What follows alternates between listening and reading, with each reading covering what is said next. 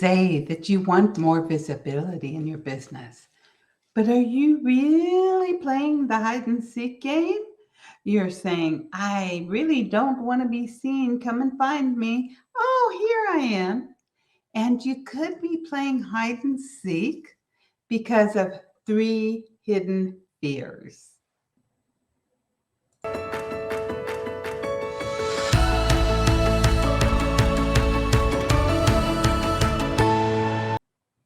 Welcome to Biz Success in 15. I'm your host, Cindy J, the Visibility Wiz, and I'm here to guide you as you step into who you are with outrageous confidence for more visibility, influence, and profits. Remember, you can get your visibility checklist at visibilitychecklist.com today.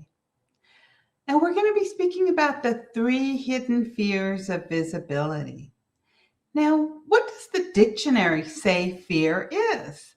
According to the dictionary, fear is an unpleasant emotion caused by the belief that someone or something is dangerous, likely to cause pain, or is a threat. In simple terms, fear is an anxious feeling caused by our anticipation of some imagined event or experience. Fear is an anxious feeling caused by our anticipation of some imagined event or experience. Everybody is going to experience fear in a variety of ways. And as business owners, we tend to experience a little bit more. And these three hidden fears definitely will keep you stuck and hold you back in your business.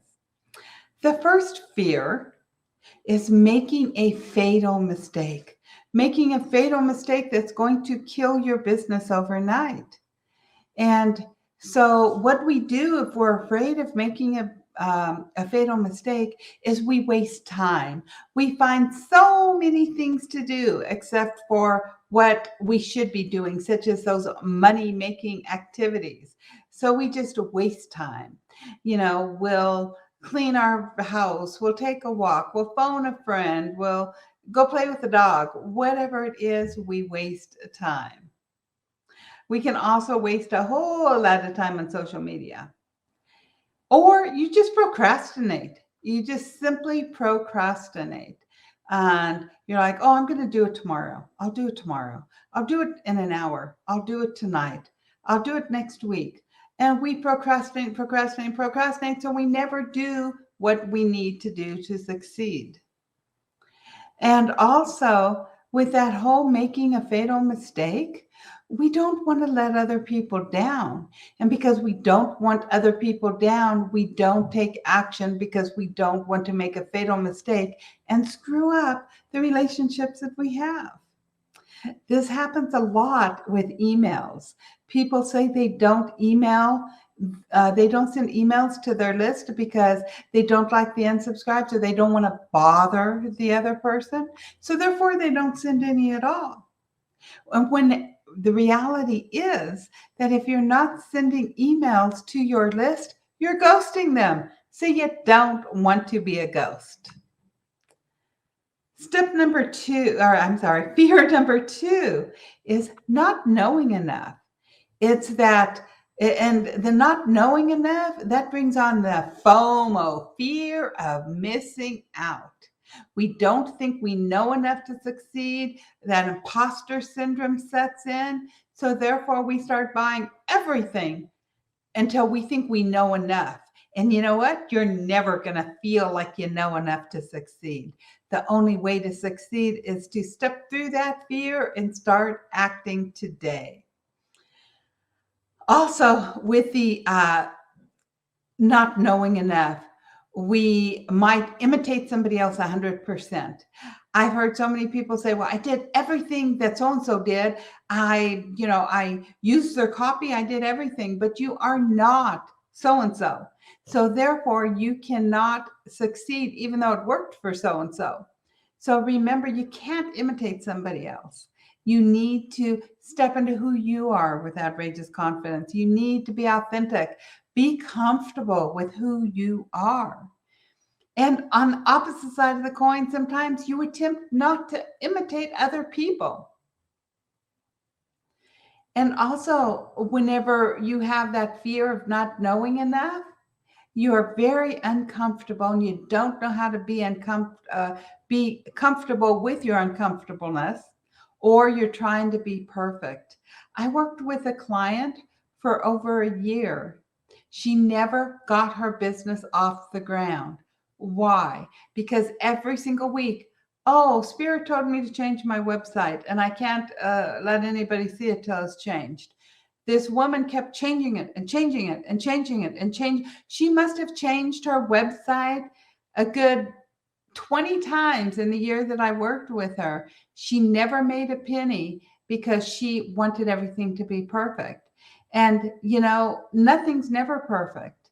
I wrote my book, Overcoming Dark Family Secrets, and I'm sure that I could go in there and change the whole dang book, right? We can always make changes. So nothing's ever, quote unquote, done. You have to be okay with letting stuff out there, even though it's not perfect. Know that done is good enough.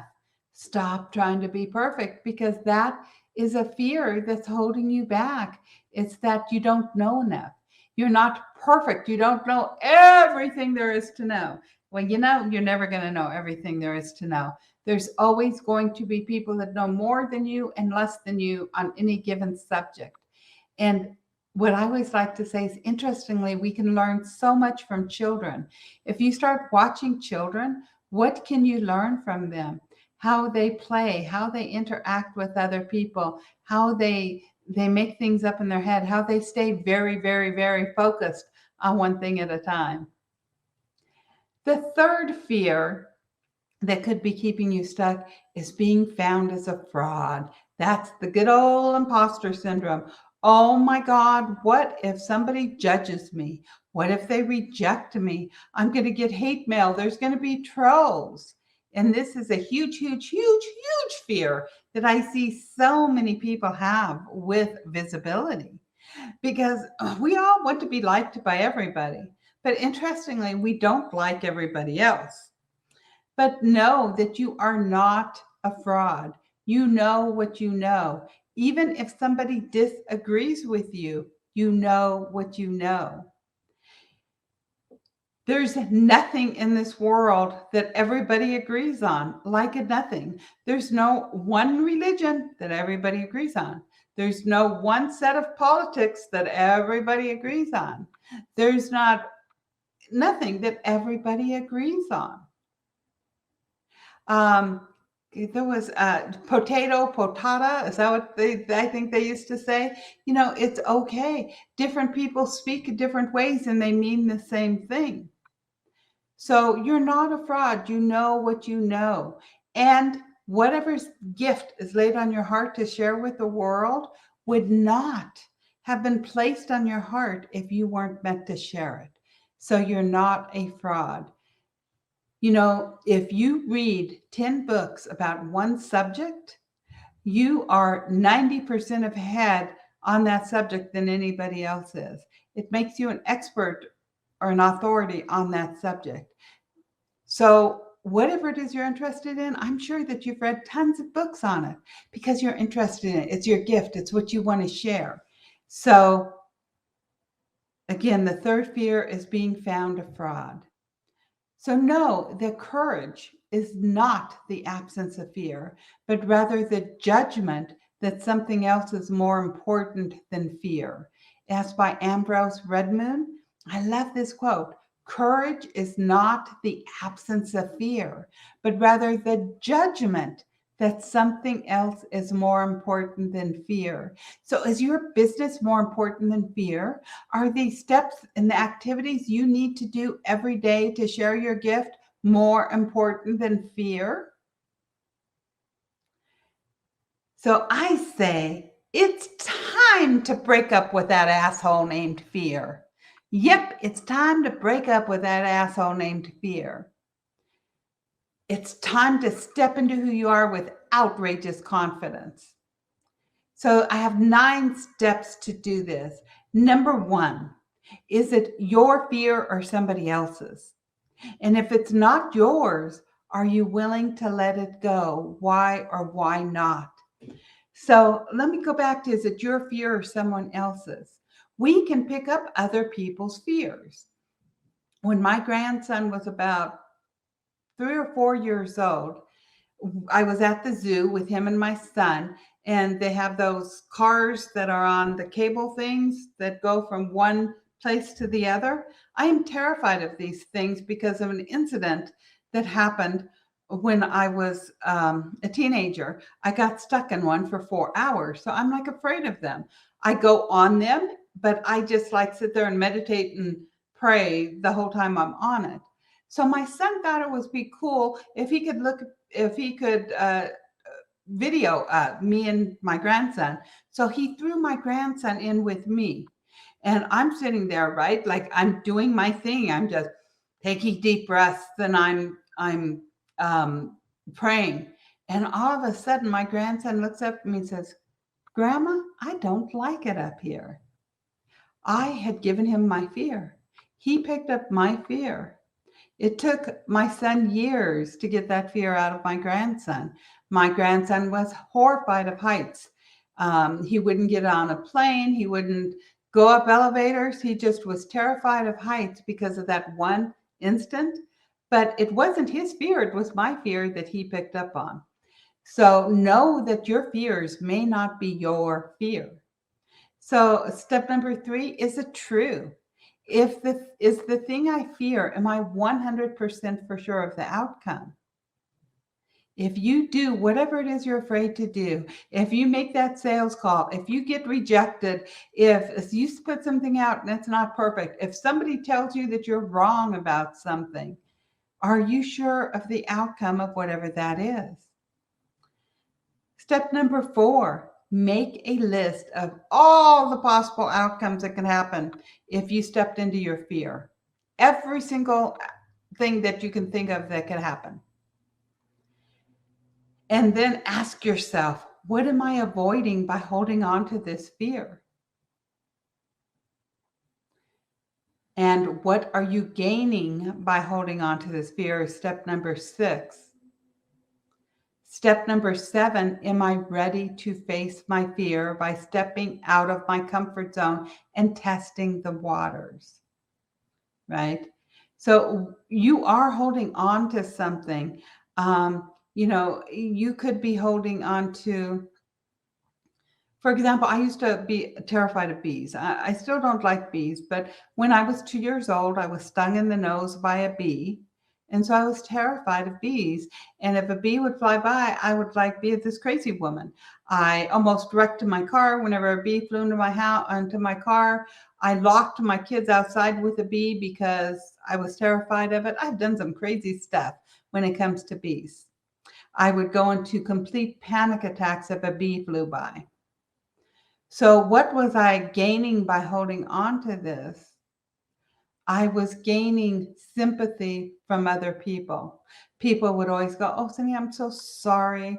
It's so bad that you feel this way. It's so bad what happened." I understand because I would get a lot of attention. That's what I was gaining, was attention.